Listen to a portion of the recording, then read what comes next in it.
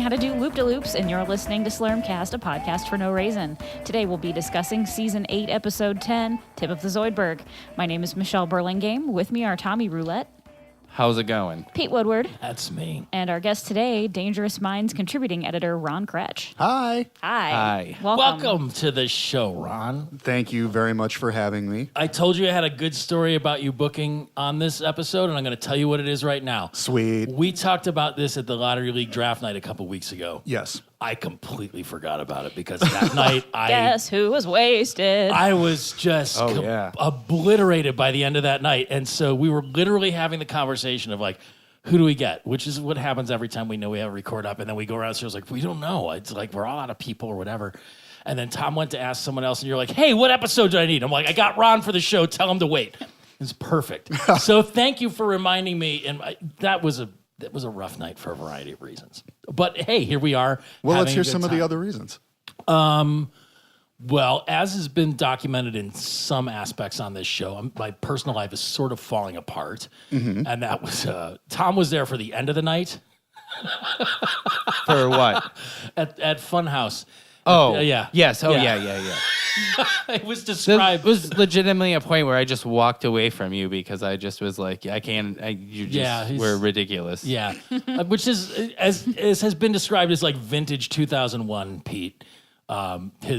Tom's fiance, Becca, had never seen me in that state, so that was a whole other thing too. I own it.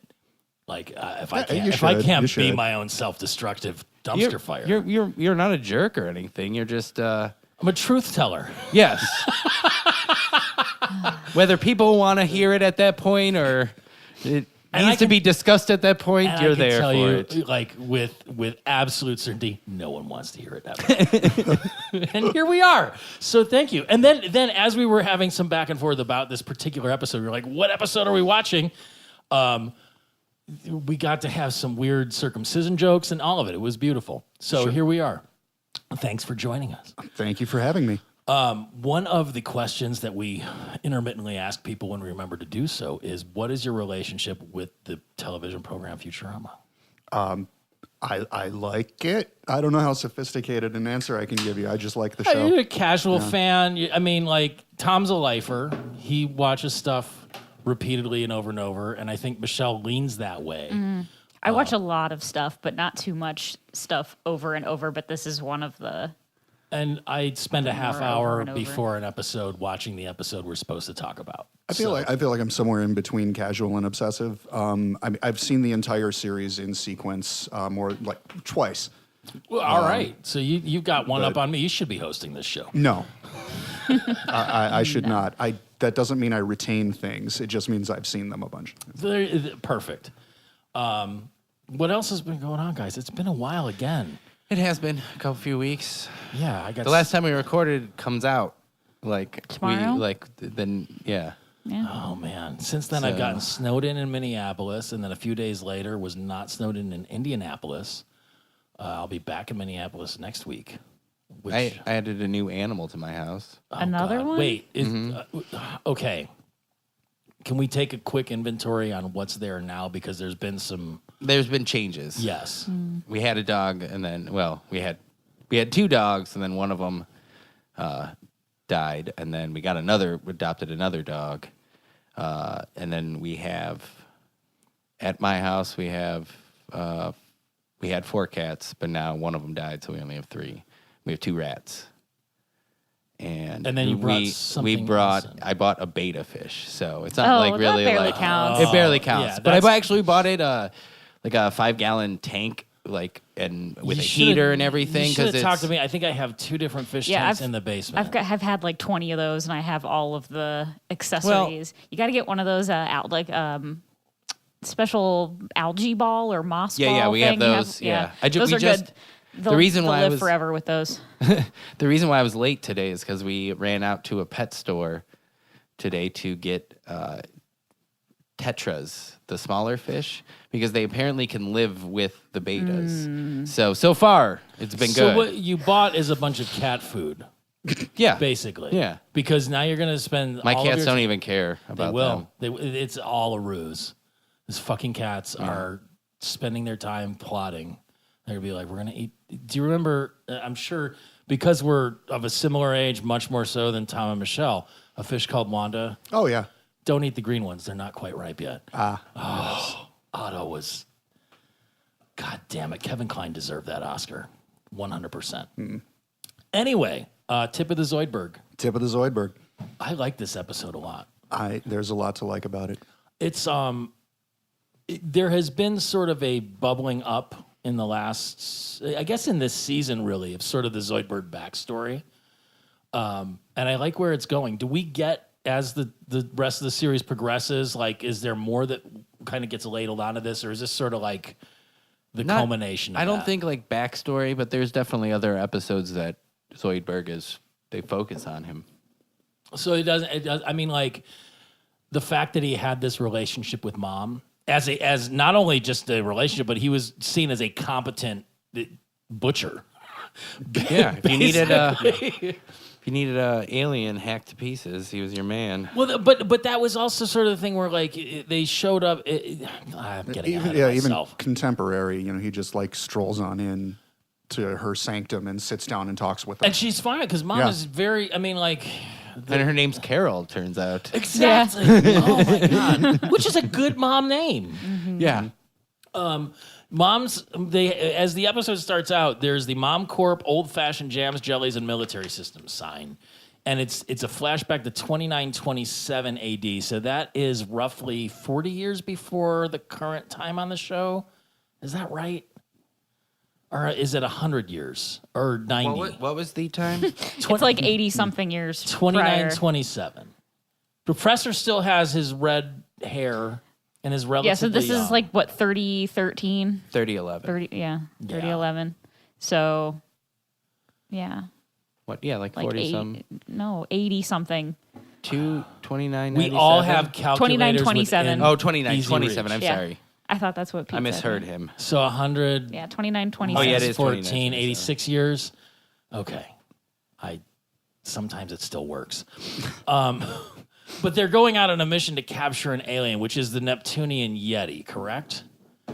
But they don't say that until later, I thought. It's just like they're bringing in the professor as the leader of the team, and then Zoidberg is sort of the expert who lives in a duffel bag. And it's for biological weapons testing. Yes. Yeah. Unethical. And there's nothing unethical about covert biological weapons research, which I think is tattooed on Dick Cheney's lower back in a tramp stamp sort of thing. Like, I think that was his motto. Is it true that Roger Stone has a Nixon tattoo on his back? What? I heard that, but I think it's real. I think it's true, which is awful on a variety of levels. But I feel like that sort of thing about nothing unethical about covert biological weapons research. See, I can't say it.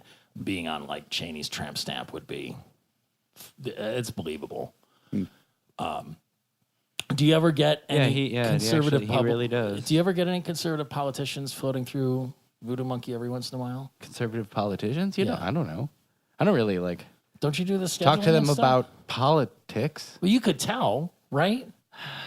Not really. I mean, no. No. I mean, I definitely. You can tell people's political views sometimes when they're like, talking I want with their artists. MAGA across my sternum. No one's ever wanted that. I'm sorry if I'm a little wandery today, but it's been a loose afternoon. It reminds me of that whole storyline on House of Cards where Molly Parker was getting like a full body tattoo done. Did you ever watch that? No. Sort of stuff? No, I only watched the first It was like, oh, here's the adversarial politician to the Underwoods, this progressive female senator from Minnesota or wherever, and she'd like sneak off in her running gear and be like, okay, and she has the appointment late at night to get like, literally her whole body fucking tattooed with some sort of tree of life bullshit. And it was like, oh, see, she's transgressing or working through some sort of PTSD or something. Is very heady and very dumb because it was just played off as a stupid thing. Like Isn't Molly that Parker just as like an what that actress. show is? Very heady and very dumb. I don't know. I've never watched it. I have no. I mean, I'm not motivated to watch that show, it's fine. and I watch a lot of stuff. anymore, it sort of hurts to watch it because it's like, this is fucked up, but it's still not as fucked up as the news. Whereas like 3-4 years ago, it was like, whoa, look, the president killed his sometimes mistress by throwing her in front of a subway train. Isn't that crazy? And now it's just like, he's probably done that a few times. Easy. And so, I mean, that's where the discrepancy comes in. But then, like, the layers of stuff with, like, the Kevin Spacey Me Too thing. And it has a lot of good acting. It has some good storylines. I just had to check out after a while because it was art imitating life too closely. I can watch True Blood and have an escape. And I watch House of Cards, and it's like, this is not... fuck, this is just like a premonition anymore. It's a bad scene.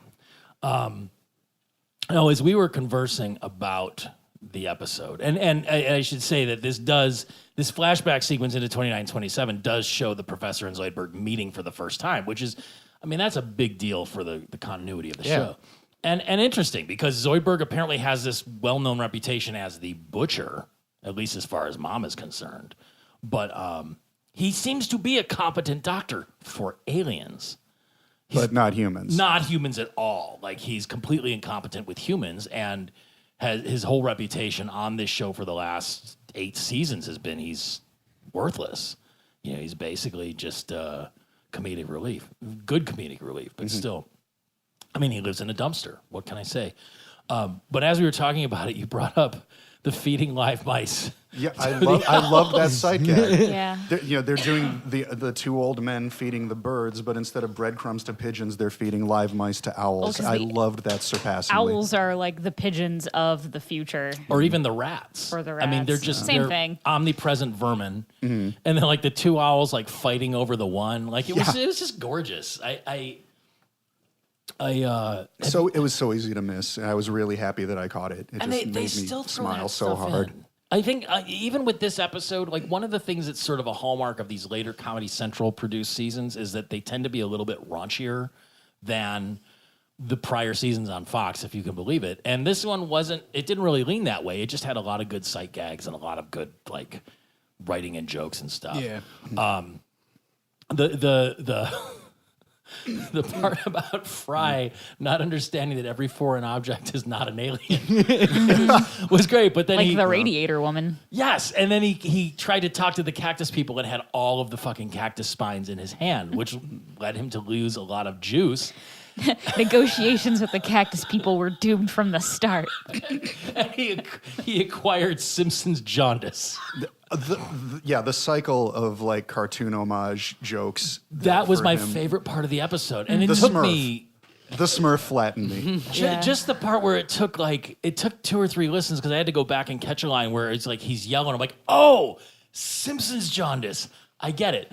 Would have been great if Sean Jaundice had been the guest on this episode. We fucked that up. Yeah. But again, that was my fault. So sorry, Sean. Thank you, Ron. Here we are again. You gave the Zoidberg episode to a Jew. You did no wrong. I mean, and it was all just luck of the draw, basically. So basically, he needs a replacement liver. That's Zoidberg's diagnosis, but I wonder if we should even trust that. I mean, Well, when he says to Leela, yours will do, he's pointing at her breasts. I mean, Yours look great. kind of in there, right? Or is he just I think he just doesn't know where a liver the is. anatomy is? That's fair. But right coming in off of this, and this just, I mean, the sight gags with Fry and the diseases are so quick. At least at this part of the thing, they show his office door, and it's like John A. Zoidberg, M. Well, because his doctorate is in art history, remember? Oh shit, that's right. Oh. Is that a running thing throughout the show, the M in quotes? It feels like it should be, but I honestly have no idea. I think this is the first time it came up. I don't know if we've ever seen his office door. Yeah, I don't before. remember ever seeing anything. He's just been exposed to the terrible, terrible doctor for humans. And that's expressed itself in so many ways, like putting people together backwards, putting people together with like limbs in the wrong place. It's all gorgeous. You can't get mad with Zoidberg. But Garfield syndrome, Yeah. where Fry hates Mondays and is looking like Garfield the cat. Muppet gangrene, where he looks like Kermit. It's not easy being gangrenous. No. I would imagine it's probably pretty pain. Well, I don't. Have you ever had gangrene? No. Not. I mean, you're like, you could have almost all of your toes or something. Fair. I just wonder if at the point where your extremity becomes gangrenous, like, is there still enough nerve tissue to register pain, or is it just sort of like dead and pussy? I don't know if it hurts or not. I don't know. Is what I'm getting I know at. it smells like almonds. I thought that was if you had a stroke or cyanide. That's toast. Wait, Toast, yeah. what about copper? What is it if you smell copper? You mean taste copper? Yeah. Yes. Smell and taste are very closely related, right? Yeah, but no, it does. That's how you know your wound is becoming gangrenous, is if it smells like almonds because Really? of some kind of compound. Yeah. Huh. You've never seen Austin Powers 2, The Spy Who Shagged Me? I mean, I did probably 18 years ago. Like, I can't remember what I did 2 hours ago, much less back during the... Go watch it. It's so funny. Is it all on of those Austin Powers movies are still delightful. Really? Yeah. I really only like the first. Well, Yeah, that's something I expect Ron to say in the first place. Yeah. Austin Powers' first 7-inch was brilliant. You're But, once he signed to the majors, that stuff sucked. That's the most on-brand Kretsch statement you could make. I really only like the older stuff, and after it just went commercial and got too poppy. So, in the course of trying to fix Fry, and this is the beauty of it, Zoidberg butchers Fry, and then Leela and Hermes, and like the restacked together Hermes. Yeah. Well, he also he says we have 2 to 3 more colleagues with extra parts. He hypnotizes Amy. Bender becomes incontinent. What happens to Scruffy? Anything? No, but he's the one that. Well, I think he gets chopped up and shoved into Hermes, and we might be jumping ahead a little bit because it's like. There's the line where Zoidberg says, "What started as a pleasant afternoon of drugs and surgery has not gone as planned." What's the? Oh, God damn it! I'm trying to read the notes and they're all goofy. Like, Doctor, will I be able to limbo afterwards? Could you limbo before? Haha. Wait, I say yes, and you say I couldn't limbo before. You ruined the joke, Hermes. and that's of course because Hermes is like an Olympic caliber limbo. That was artist. One of the best lines in the show. And the fact that Hermes doesn't even harp on it because traditionally Hermes and Zoidberg hate each other. Mm-hmm. Like Hermes hates Zoidberg so much. He's a human resources liability, basically, because he's the bureaucrat that's managing all the paperwork, and Zoidberg's like, here's another insurance claim, why not? That's fantastic. So they leave. God damn it, I don't even have the context of this line, but it's another one. Might I suggest you jump out the door and poop yourselves? Oh, that was much later. Not much later, but that was back in the flashback of when Zoidberg and the professor are landing on Neptune to get the Tritonian Yeti.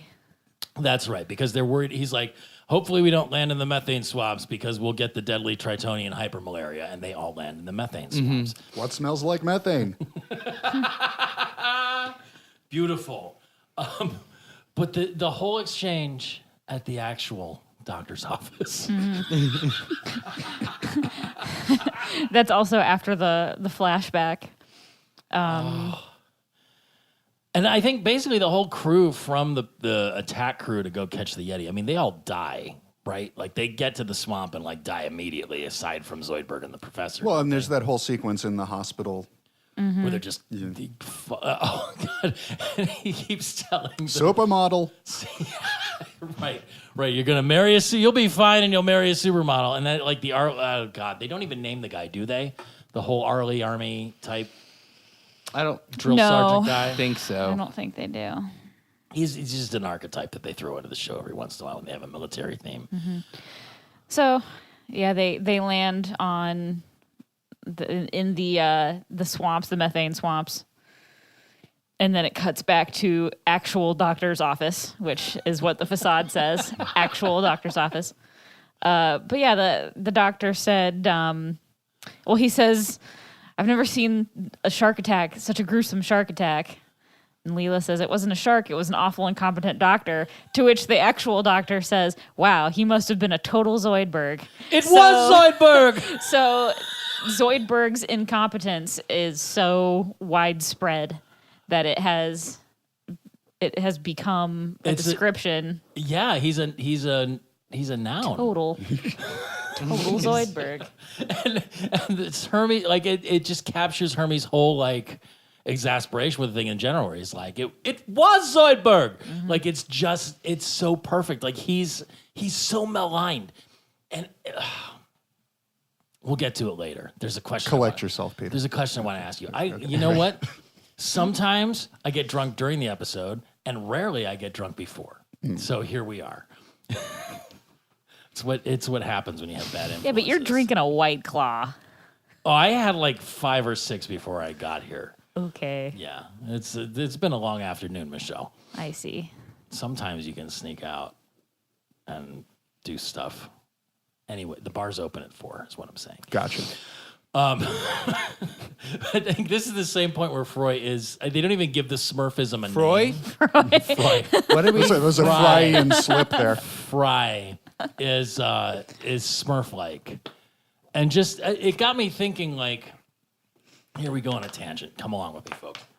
There's the apocryphal knowledge of people being scared so badly that their hair turns white. So one of the things that I thought was interesting about all of these diseases that Fry had as he passed through the thing is like not only would his skin change color, but his hair would change color too. Is that a real thing where your hair can like turn white from fright? It happened on, say, Twin Peaks, Nightmare on Elm Street. Heather I think we've had Langenkamp this got, like, conversation. We on have this. had this conversation before. But did we come to a resolution? Did anyone look it up on Wikipedia, or are we still About questioning? I think I'm going to go with yes, it's real. I'll bet it can happen. And I'm just trying to figure out. I don't actually believe it. I'm just going with that. I mean, is it a? Yes, it can. It won't change like the hair that's already grown. The color of your hair comes from a pigment called melanin. Okay. Researchers find that hormones produced in response to stress can deplete the melanocyte stem cells that determine hair color. So that says they found that stress causes the stem cells to leave our hair follicles, leaving hair gray or white. So is that why John McCain's hair turned white, or did he just get old? What? I mean, he was locked in a hot box in like Laos for 10 years or something. A stressful situation. I don't know. When did his hair turn gray? I don't know. That's what I'm asking. Before or he might have been fair skinned I don't know. beforehand, so it'd be hard to tell. I'm trying to find an analogy, and I'm glad you're here to see this ship sink. After 3 years of asking you to be on the show, I'm gonna tank this shit. So what the outcome is that they tell the actual doctor that that Zoidberg brutalized them with power tools, gypsy curses, and hypnosis. And that Bender is now incontinent and can't go on long car trips anymore. Mm-hmm. Which, I don't know if you've ever seen Bender's undercarriage. He has a brick hole where he can literally shit bricks. Right.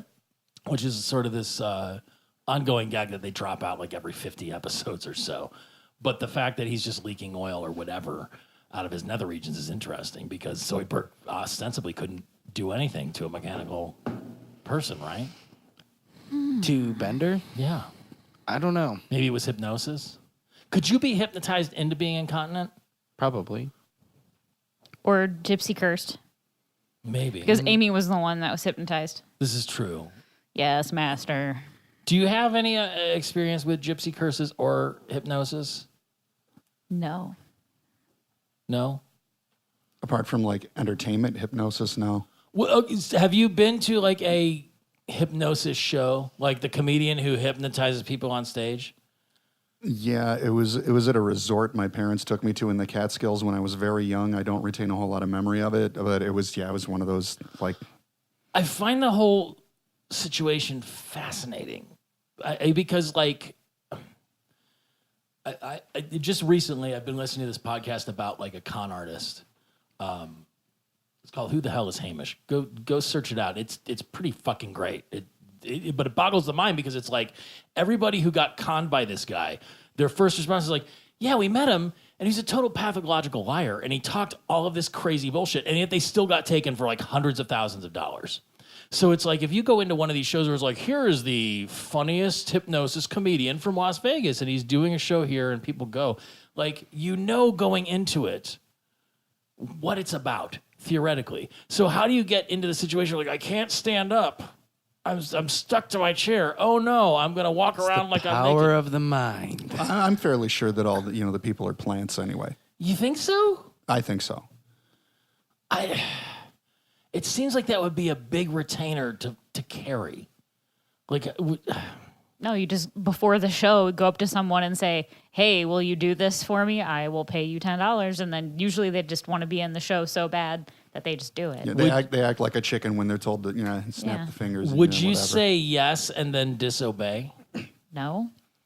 Would you not say yes, or you? Would... I have respect for the performer, so no, I wouldn't do that. That's a shitty thing to do, Pete. Is it? Yes. I mean, is it because they're I kind have of respect for some performers. exactly like it's sort of a fucked up hack thing to do.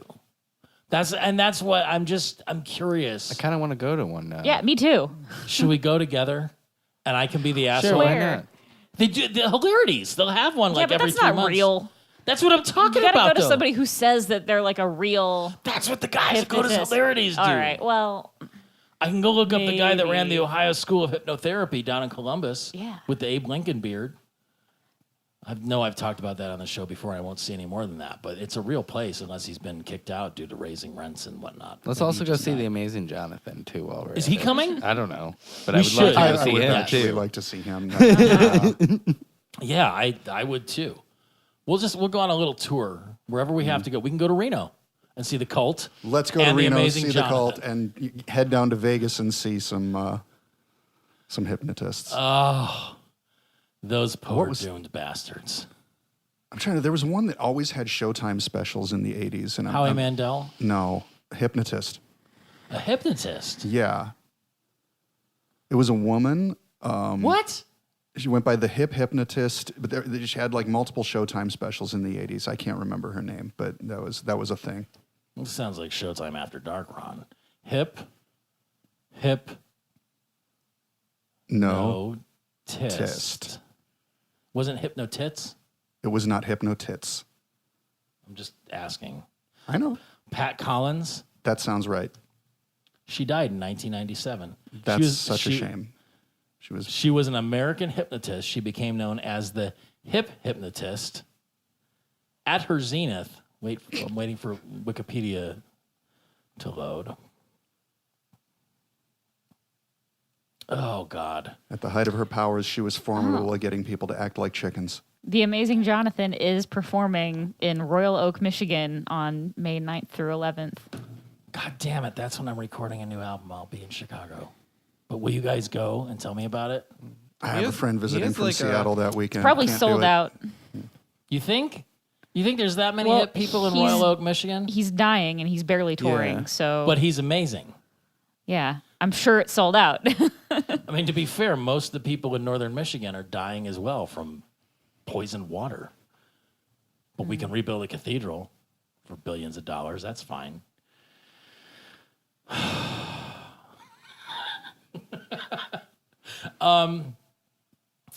We need to talk man to mob. That was one of the best lines in this because it's just trying to. I mean, it's basically the state of our political climate right now. Is man to mob, or mob to man. I think there's a mob on both sides, and the man on the side of the one is sort of a demigorgon with orange skin, and he won't listen to the mob saying you're a fucking imbecile asshole, pathological narcissist. I'm really taking it into a dark place. You are. I am. Where are we at in this episode? In the episode, We're still in the. This is where they confront Zoidberg about his crimes against humanity. and about how poor. I love that you don't even have notes. Like he's committed to this. Yeah. He's all up here in the steel trap. But when They talk about how Zoidberg's a butcher to humans. It's like, your mistake is being humans. It's not Zoidberg's problem. Like, you're not the right people to be operating on him. But then he's like, if anybody's going to get fired, I'm going to fire Scruffy, which shocks everybody. What does Scruffy do? I don't know. Scruffy's, I mean, we've He's learned the that janitor. He's important. He's undead. He was successfully transitioned to female and back by the Borax Kid. He's really just He didn't get switched back by the Borax Kid. Remember, he was in the bathroom and then he came out and he said, "What I miss." I imagine and he, was he still did a woman. later, though. Yes, I mean he looked. I imagine they tracked him back down. There's probably like a special whistle to get the Borax Kid to come out. Like a hypnotist might use. Exactly. See, bringing it back around. Exactly. But the long and the short of it is the professor and Zoidberg have a secret arrangement. And that's been something that's been brought up before. It's like, Zoidberg's so incompetent. What is the professor's hold on Zoidberg? Why do they have to have this relationship? And it was always just, they're old friends. And this explains it, but it flashes back again to when they're in the methane swamp back on Triton. And the professor's scared of getting the Tritonian malaria, the hypermalaria. He drank the water in the swamp. He was thirsty. After that flight, obviously. I mean, that's just beautiful. He's at base still just a slave to his human needs. And it's the worst. Mm-hmm. Yeah. I love that you're watching me melt down. Real time. Why are you having a meltdown? I'm not. I'm just feeling real loose tonight. Oh yeah. This is like the night that Tom Waits came and broke beer bottles. Do you need another beverage? I could go to the fridge. If you're ready, go for it. Is everybody good? I'm good. All right. What's that a tall boy of?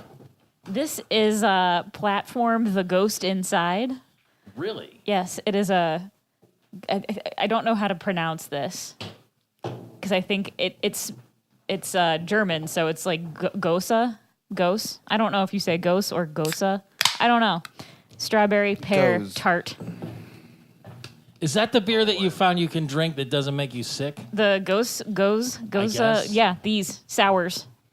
All of them. All good.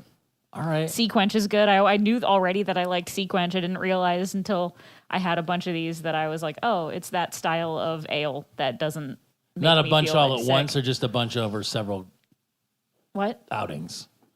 Did you have a bunch of them all at once or just... A bunch of what?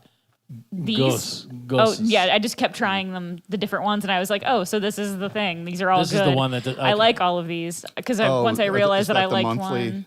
this is monthly sour? the Ghost Inside. Yeah. Oh, I love those. The one that I had that I loved was called Death by Disco, and I couldn't find it fucking anywhere. But they had it at Dewey's, and I tried it, and I was like, oh, damn, this is really good. It is also a platform. Does that mean it's an old keg that they were just sitting on? No, it was a can. Oh. Yeah, they're all canned. They do a different tall sour every month. And a couple years ago, they had a pineapple Berliner Weiss that I was in love with. But of course, it's a monthly thing, so Yeah. I had to hoard some. When I was in Oregon a couple weeks ago, I came across a place that had pineapple wine in a can. And I'm not generally one for whites. I'm not generally one for sparkling. But god damn it, if this wasn't just the shit. It was this crisp, refreshing thing. And 2 cans was equal to a whole bottle of wine.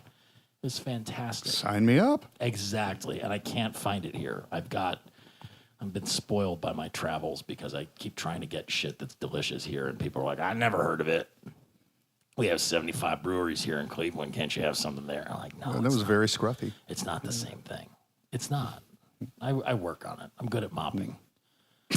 I cleaned my bathroom the other day on my hands and knees and scrubbed out the shower. Bucket. And I had a turlet and I have a relationship that dare not speak his name. Okay. Well, all right. One of my favorite scruffy moments is actually in this episode. So if I could get you to say it later, that would be... Yeah, absolutely. Maybe with a little prompting it'll happen.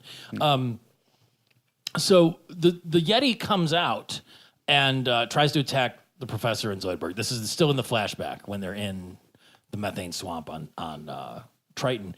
And I love the professor yelling at Zoidberg, "Go, Johnny, go." Yeah. Just trying to get him to go. But Zoidberg won't. He goes, "Zoidberg doesn't abandon a friend, apparently." Because he's so... never had a friend before. He doesn't know. I Apparently. know. There's no frame of reference for this.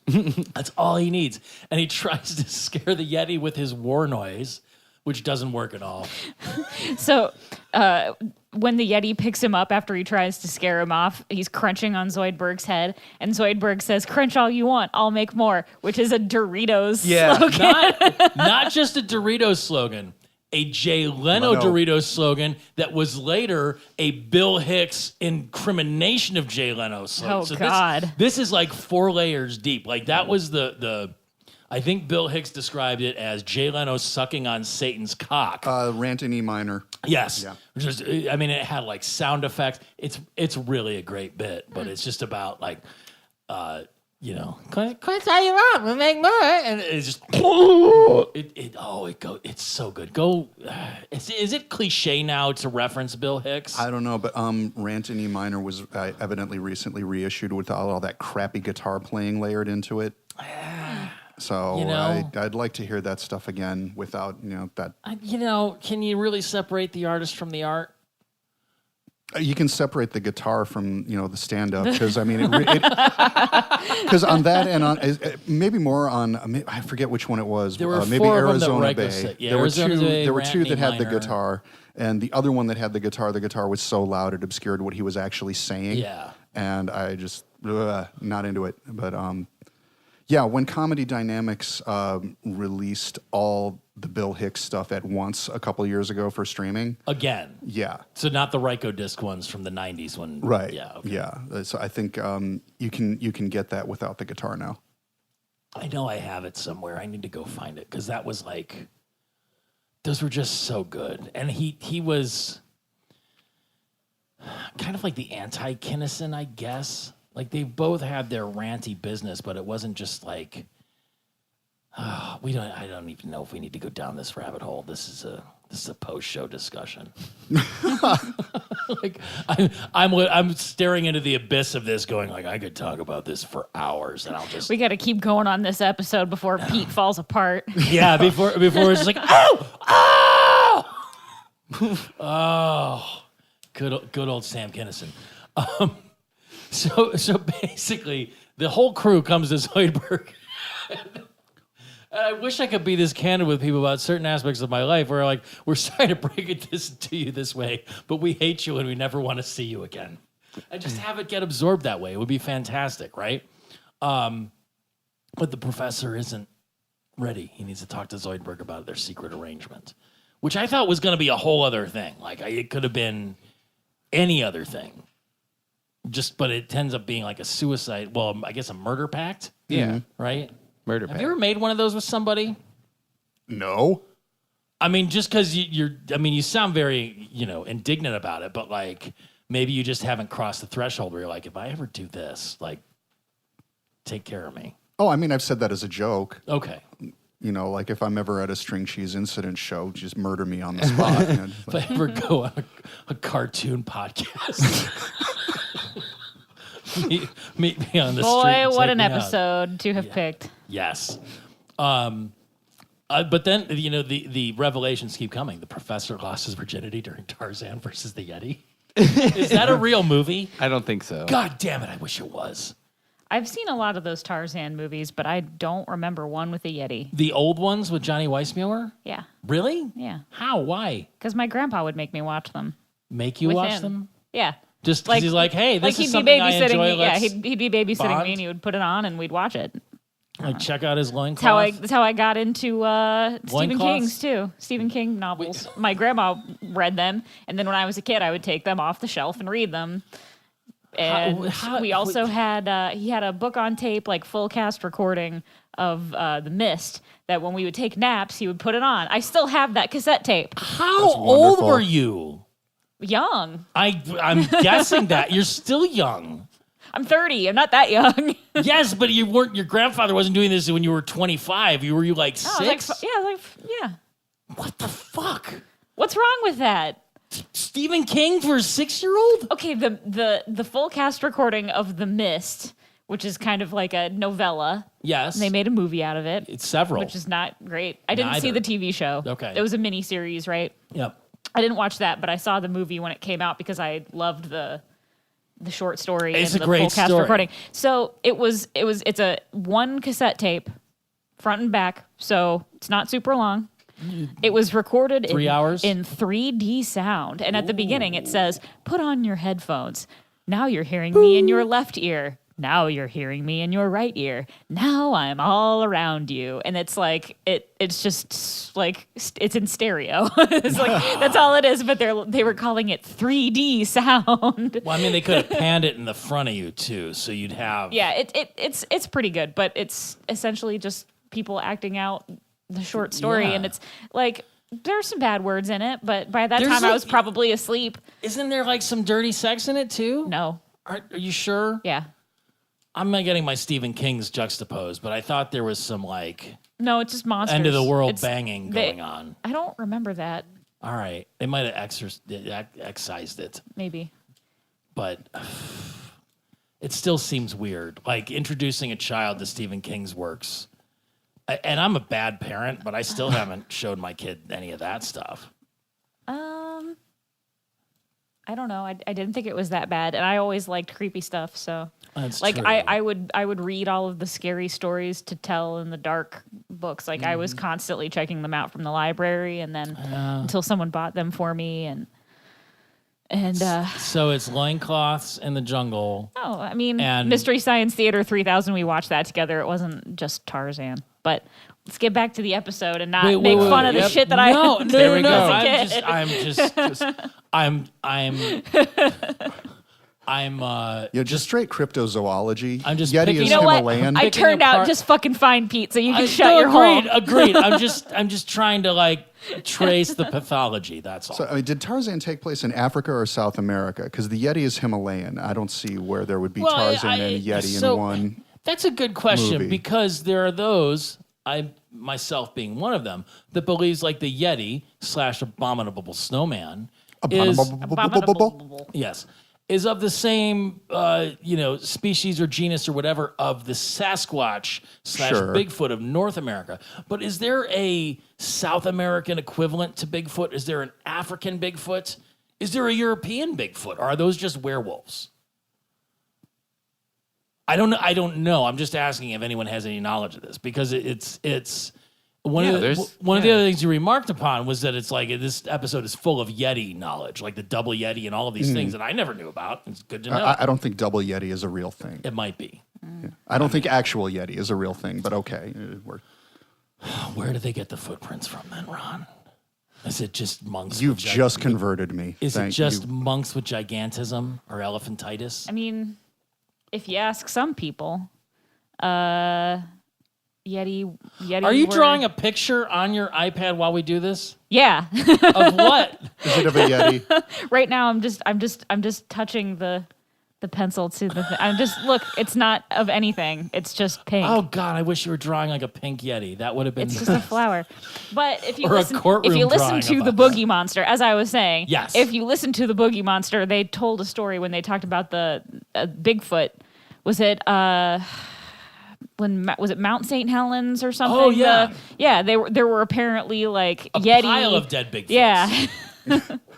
When Yeah. the volcano erupted? The volcano erupted. It killed a bunch of wildlife, and as they cleaned up the mountain, there was like a whole pile of Bigfoot carcasses that they piled up. They all got killed by the lava flows and whatnot. But I mean, it's. Why didn't they keep them? What are your feelings on 'Cause the government- cryptozoology? Like, I feel like you're a very skeptical inquirer Yeah. in general.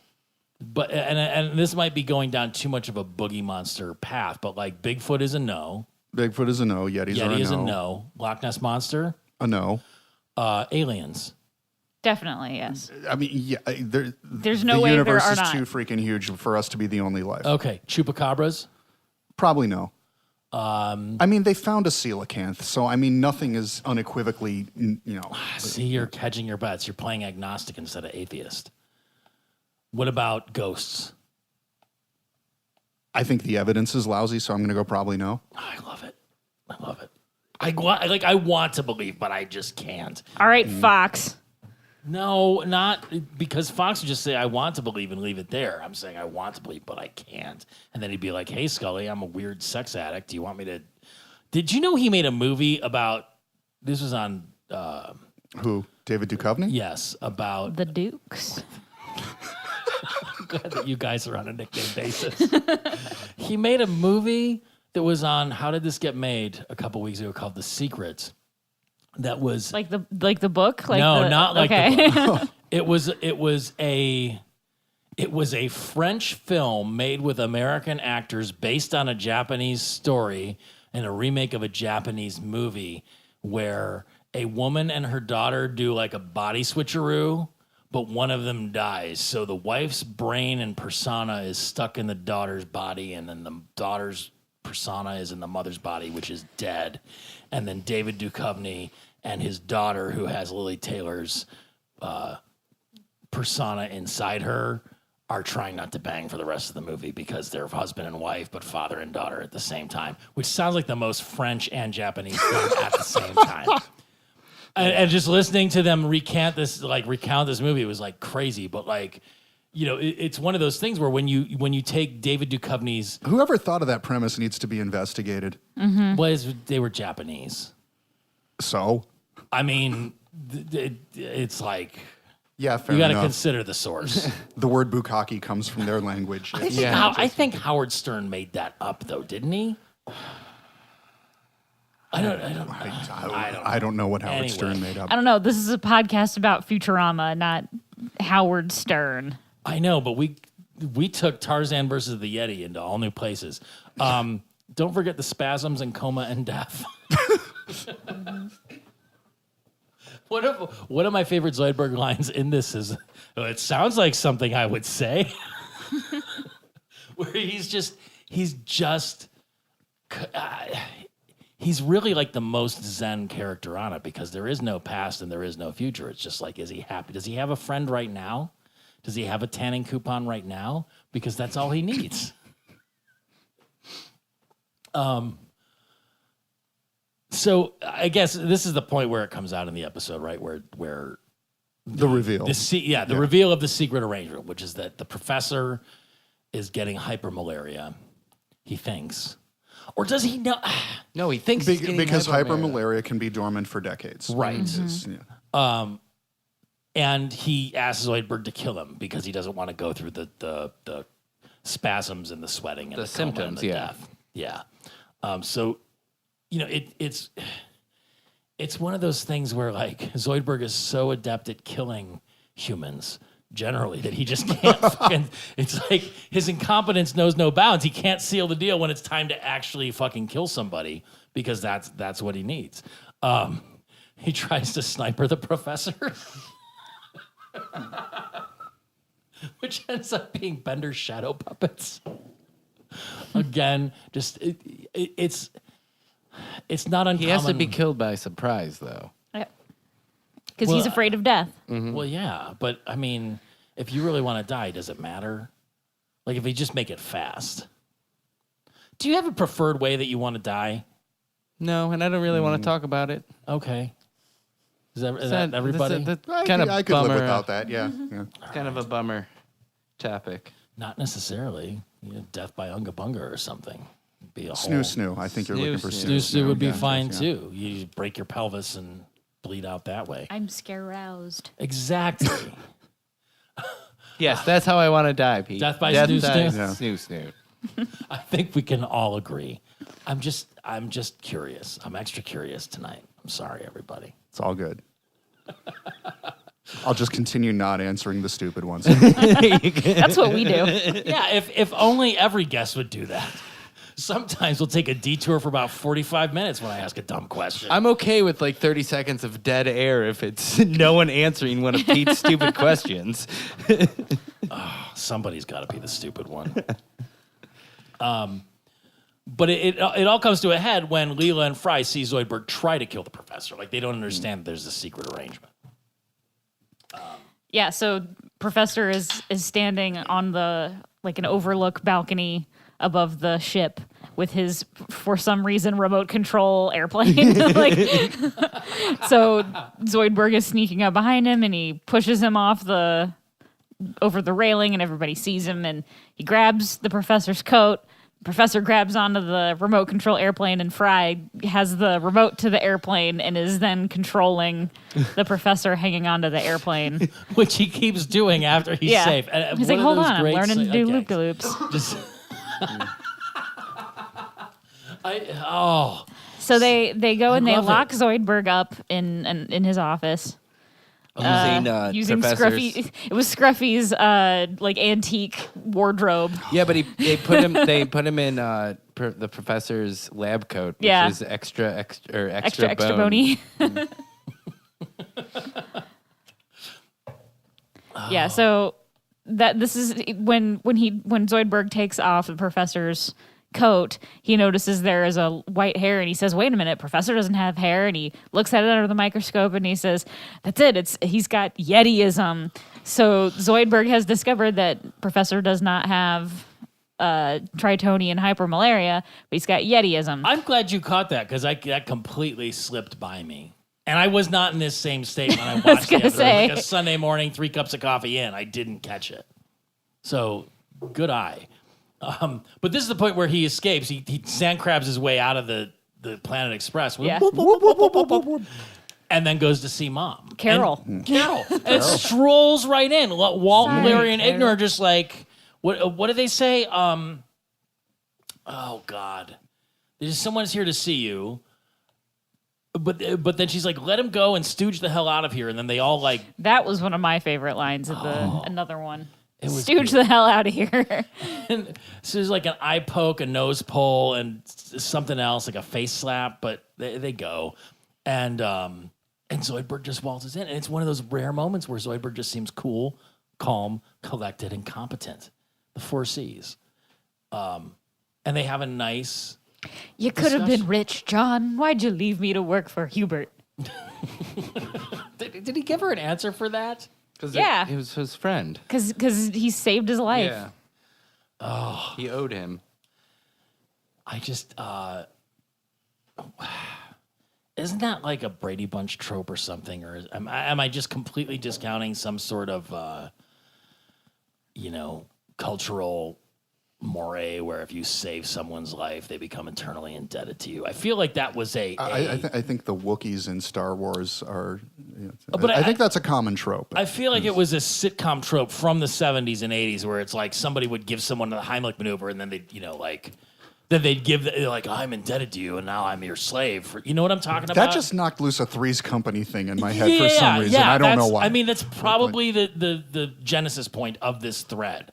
But I feel like that was something that came up over and over, probably because the same writers bounced from show to show and it's like, well, we did this one time, and and then it's like if you have Kramer save Jerry's life or Jerry save Kramer's life, and then Kramer's gonna be like, oh, and I'm your slave, Jerry, whatever. But it's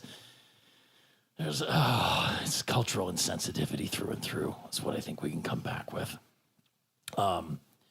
So Zoidberg says he wants to get the thing from Triton. It's some sort of important artifact because they never tell you what they got. Like you never see in the flashbacks the outcome of that thing. You just see Zoidberg's head getting crunched on and the professor getting attacked. But after the professor explains what's going on, they decide to kill him as per his wishes because he's making these fantastic squeals of pain. They were really, really beautiful. And Scruffy, okay, the murder-later's finished. That's the one. That's the line. The murder-later. In a just culture, Myrtleator's finished would rank with Randy Quaid's Shitter's full. I don't disagree with you. That's a beautiful, beautiful Myrtleator's finished. I mean, and then it's a massive, massive Rube Goldberg euthanasia device. They are all just invested in it. And this is the reveal where it's like Zoidberg comes back and goes, he doesn't have hypermalaria, he has Yetiism. You fools! Yes. Oh. And is it Fry? It has to be Fry that says, I consider myself almost completely ignorant of modern medicine, and I've never heard of Yetiism. was beautiful. Well, we missed another really good Fry line earlier when he tells them to not trust his. Oh wait, is it coming up? Maybe I don't know. Hold on.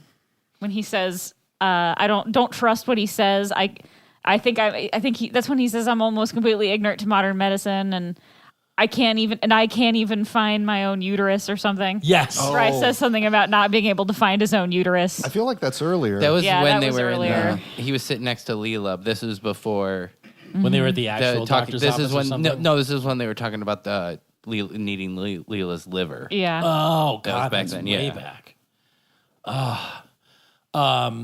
So this was, and this is where we get to the point where you were, the irony is, I'm the one who usually calls out the cartoon logic on this show. And I've been beaten into submission about that after 106 or so episodes where I don't have the energy for it anymore. But you said, what, all of this pseudoscience about pineal neurotoxism versus adrenal. Adrenal neurotoxicity. Did you do any follow-up on that? No, of course I did not. No. Anybody?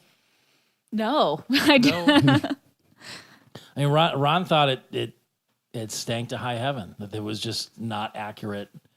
I didn't think science. it stank. I just thought it was funny. I mean, it's just, I don't know, because the isn't the pineal gland part of your? I don't know what it does, so I'm I don't know. It's entirely part of a failure song title somewhere.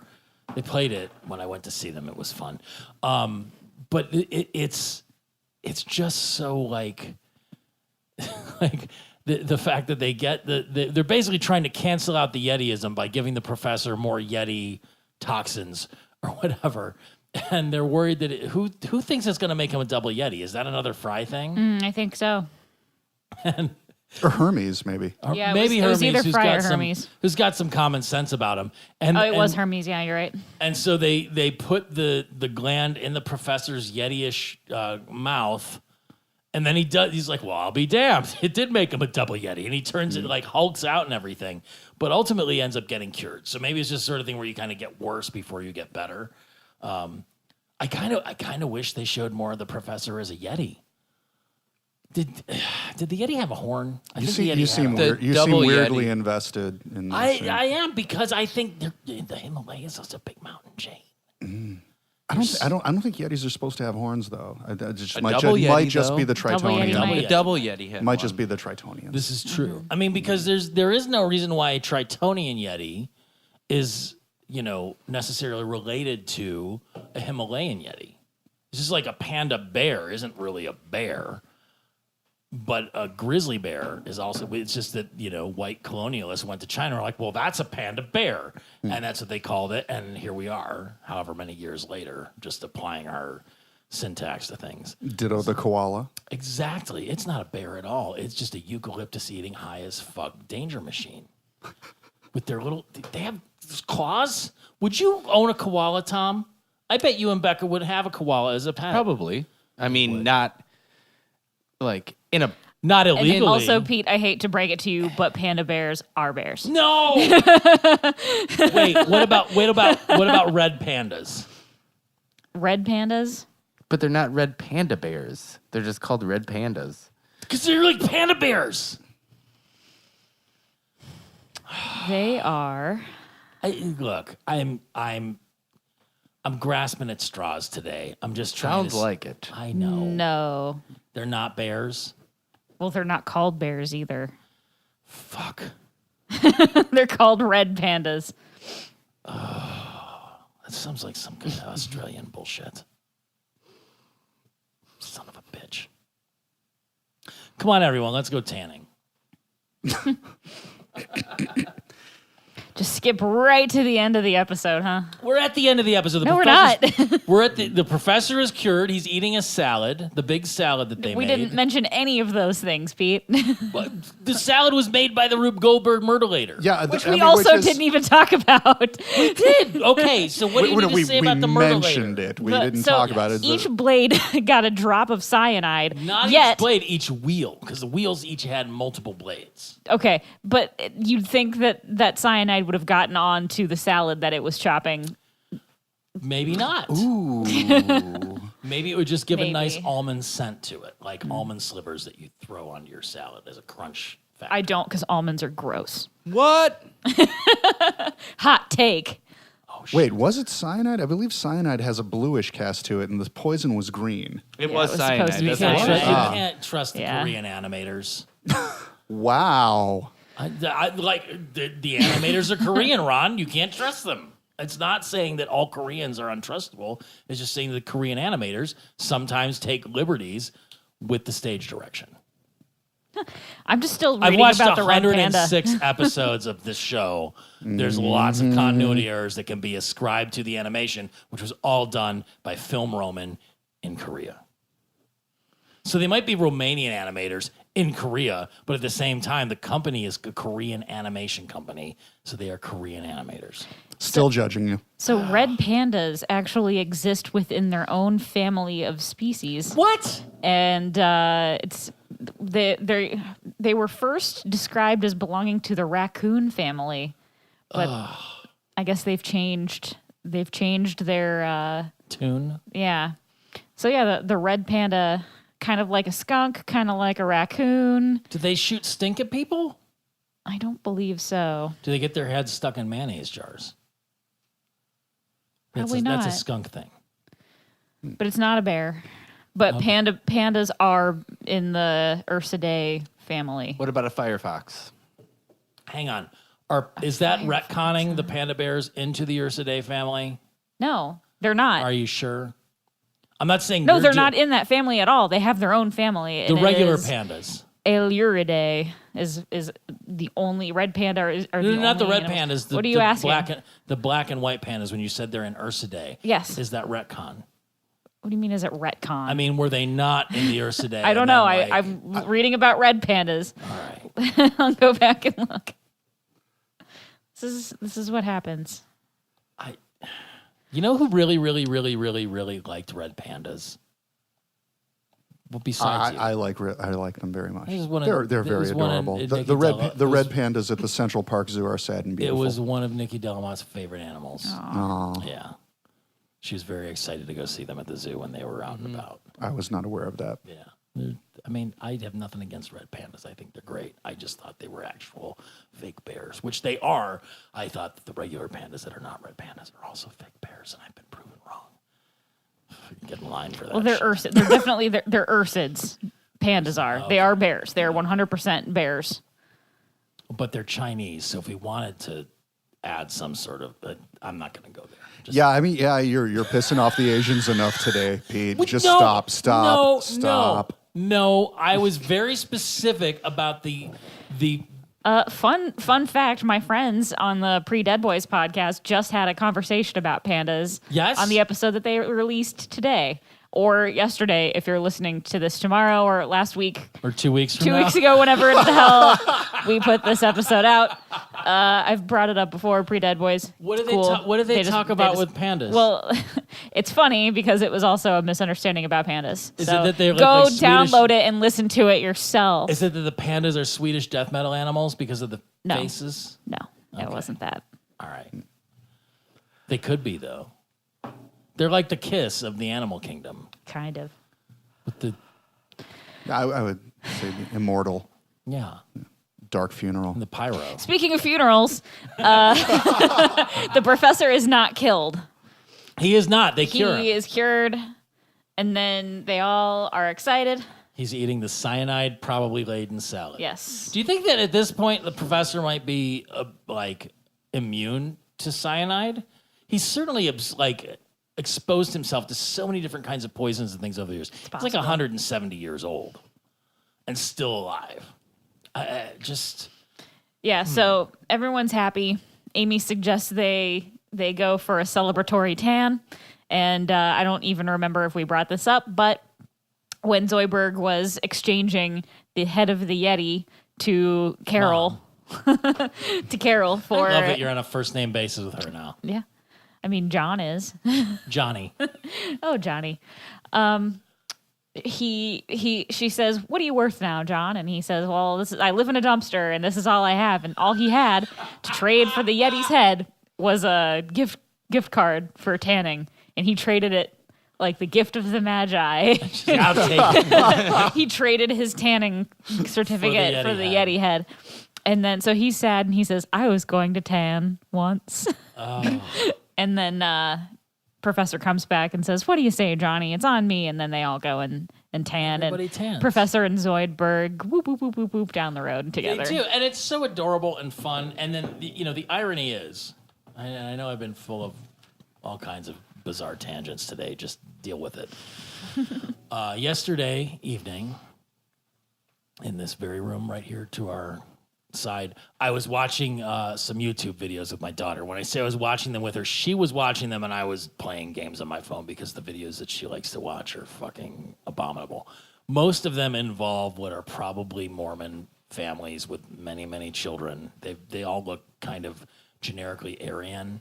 And then they just film their day-to-day stuff. It's just obnoxious and fucking horrible. And for some reason, children love them. I've talked about this before. Yes. But the reason I bring it up is the mother/wife on this video series that they were watching had done herself up with some bronzer.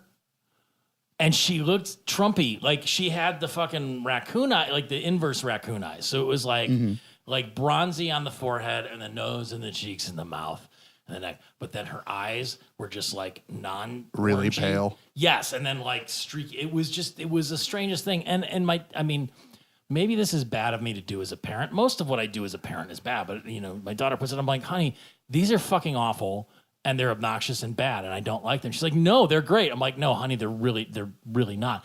And so 25 minutes in, all I could watch, like she'd come on the screen and just see like the fucking Trumpified face of this, magic underpants wearing lady with her children. They had two children. One was probably 6 and the other was an infant. And they were recreating the baby pictures of the 6-year-old with the infant. And I wanted to vomit.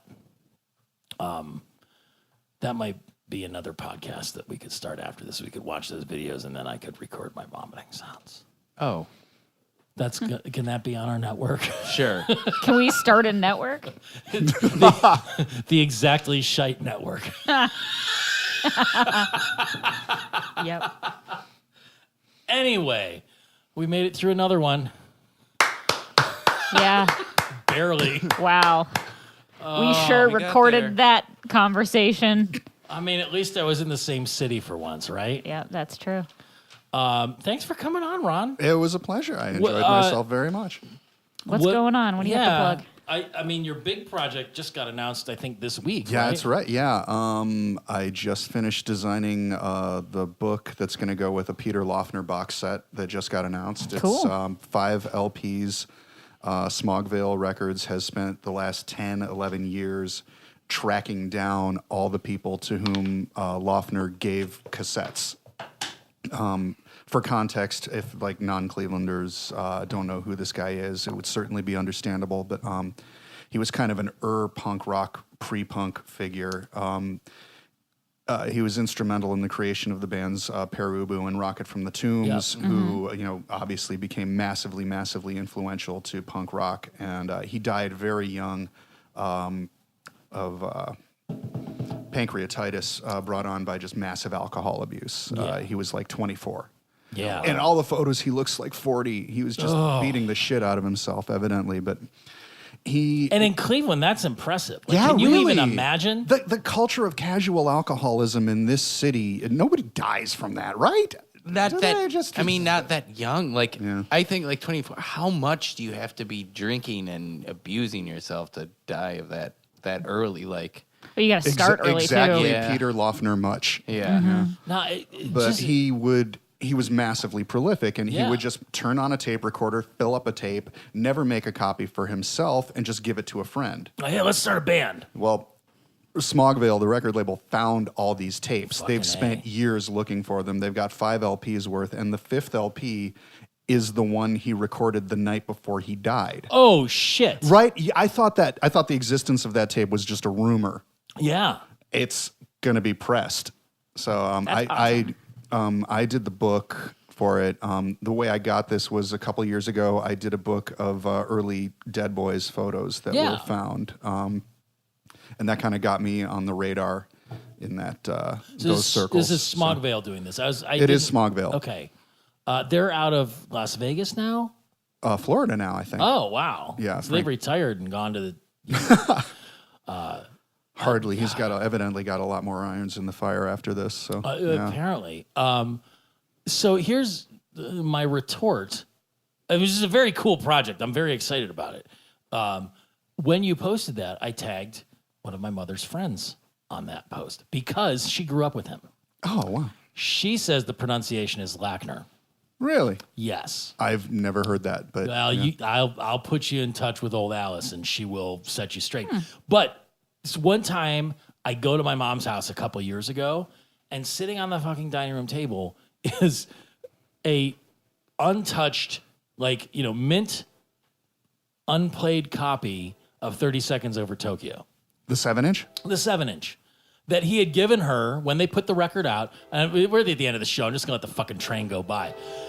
And I was just like, wow, this is crazy. Like, this is probably worth a bunch of money. And she's like, oh, you can just have it or do whatever. And so, right. So I was like, I appreciate what this is, but I'm not really I wouldn't hold on to this because I don't have the emotional attachment to it.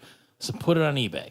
Mm-hmm. And some fuckhead in France buys it for $200. And I wrap it up nice and send whatever. And he's like, oh yeah, it never got here. How about you give me half my money back and I won't give you bad feedback? I know the motherfucker. I know the motherfucker got it. Oh, bullshit. Yes. Now. Bull fucking shit, French guy. Maybe in his defense, within that same month-long period, another one of them's popped up for sale somewhere else in France. So maybe it got redirected by the corrupt as shit French mail service. I don't know. All I'm saying is I took citation needed on the French mail service, but I'm just look. All I know is one guy says it didn't get there, and another guy says that he's got what I sent him. How many copies of that are floating around? Not many. That's all. And I should have just kept the fucking thing. You really should. But I used the money to buy a Russian wah pedal, so isn't that really a good outcome anyway? No, the single's cooler. It's Russian, and it's purple, and it's little. You could have sold something else to get that. Nobody wants anything I have for free or otherwise.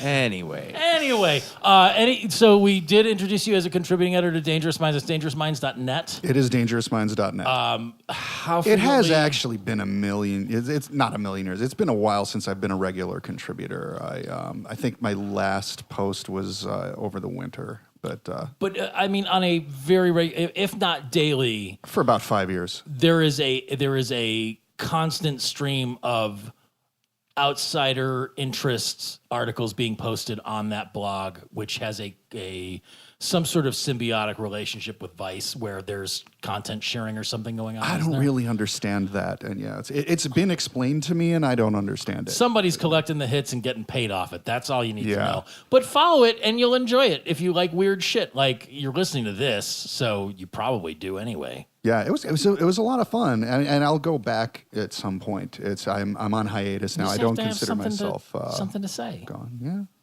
that's all. Yeah, awesome. This is great. I'm glad we finally got you on. I'm sorry we couldn't have on for Jurassic Park. You can take that up with Tom's fiance. That was the episode Ron really wanted to be on. I know. You and everybody else. So, And to be fair, I think what was it? My band was on tour and we didn't get back until Tuesday or something. You were somewhere out of town. It was around Halloween. It was one day. Yeah. Yeah. I mean, at this so it point, goes. Yeah, so it goes. Look, you're still on. You got that episode's been discussed to death. Anyway. This is like the sloppiest I've ever been on the show. Maybe. Sweet. So you got to see that. So you owe me another one. Yeah. How many do we have left? Like 20? Several. We have several left. Mm-hmm. Several. Yeah. That's a very non-committal number, Tom. Well, I mean, there's 2 seasons 30, left, right? 30 some. Okay. We'll get there. At the current rate, it's going to be another 2 years.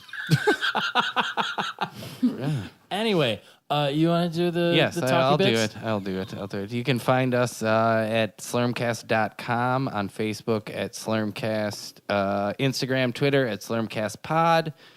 You find us on iTunes, review us. You could call or text us at 216-438-1077. Please do.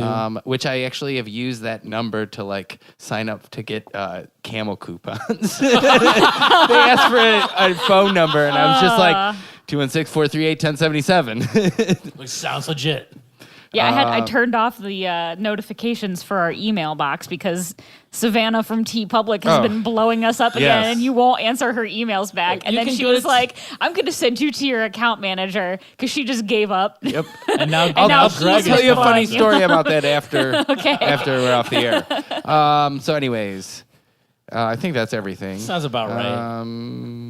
Yeah, can people us, find you online anywhere, Ron? iTunes. No. Please don't. Please do not friend me on Facebook. I say the same thing. You won't like me. Apparently Michelle's the only one who gets people trying to friend her. Like in 3 years, it's still like crickets, and that's okay by me. I mean, I used to accept all friend requests from just people that seemed like they were friending me to get my Dangerous Minds posts because I would, I would be a good blogger and like cross post everything on Facebook just to up the hits and everything for my employers who I should say Tara McGinley and Richard. Good people. Metzger are fantastic. The best bosses I've ever had. That's the best job I have ever had. Perfect. But I would take any old friend request because I just figured it was just like, well, they want the content, so I'll just do that, whatever. It's just Facebook. And then my recent Facebook purge was just like, who the fuck are any of these people?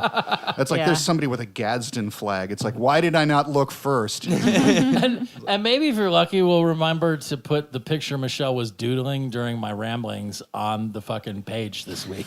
Just put it's like pretty pink flowers. It looks like the Cherry Blossom Festival in Washington, D.C. It's pretty great. Yeah. Yeah. Bye. Hey. Bye. Bye.